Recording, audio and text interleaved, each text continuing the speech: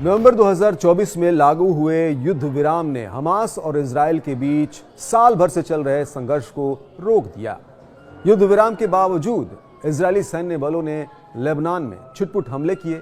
उनका कहना था कि वे हिजबुल्लाह के ठिकानों को निशाना बना रहे थे, जो युद्ध विराम समझौते का उल्लंघन कर रहे थे। अब हमले की एक और खबर आई है। इजरायली सेना ने कहा कि उसकी वायुसेना ने पूर्वी लेबनान की बेका घाटी में हिजबुल्लाह के एक ठिकाने पर हमला किया। लेबनान की सरकारी समाचार एजेंसी ने हमले में 6 लोगों की मौत और 2 के घायल होने की जानकारी दी है। इजराइल डिफेंस फोर्सेज ने शनिवार को एक बयान में कहा कि हमले का लक्ष्य हिजबुल्लाह का हथियार निर्माण और भंडारण स्थल था। यानी यहां भी लगभग वही बात कही जा रही है।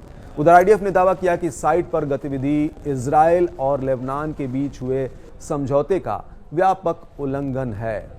समाचार एजेंसी शिन्हुआ क्या कहती है? उसके मुताबिक आईडीएफ इजराइल के लिए किसी भी तरह के खतरे को दूर करने के लिए काम करना जारी रखेगा और संघर्ष विराम समझौते के तहत हिजबुल्लाह द्वारा अपनी सेना के पुनर्निर्माण के किसी भी प्रयास को रोकेगा। उधर लेबनान की बात करें तो लेबनान सरकार ने इजराइल की ओर से बार बार हो रहे हमलों की निंदा की है। दक्षिणी लेबनान से इजराइल द्वारा सैनिकों की वापसी की शुरुआत समय सीमा को पूरा न कर पाने के बाद अधिकारियों ने अब समय सीमा को 18 फरवरी तक बढ़ा दिया।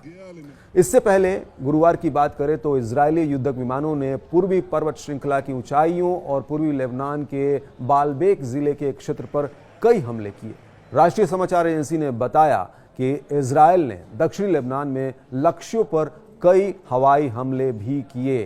तो इस तरह से ये तमाम बातें ऐसी हैं जो सोचने को मजबूर करती हैं। हवाई हमलों से पहले इजरायली विमानों ने रशाया शहर और पश्चिमी बेका के ऊपर गहन निम्न ऊंचाई वाली उड़ान भरी, जबकि पूर्वी लेबनान के हरमेल शहर और उत्तरी बेका के ऊपर अधिक ऊंचाई पर उड़ान भरी। रिपोर्ट कहती है उसके मुताबिक इजरायली जेट विमान बेरूत और उसके उपनगरों के ऊपर भी देखे गए।